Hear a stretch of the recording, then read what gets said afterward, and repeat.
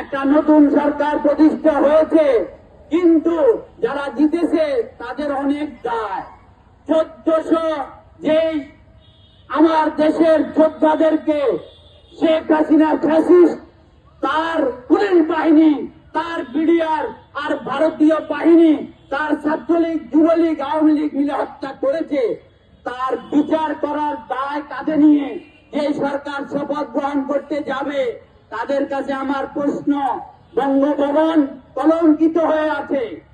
বঙ্গভবনে ফ্যাসিস্টের দোসর বঙ্গভবনে চুপ্পু বসে আছে, তার কাছে আপনি শপথ নিতে যাবেন, তার আগে আপনার বিবেককে প্রশ্ন করেন বিকল্প কি হতে পারে।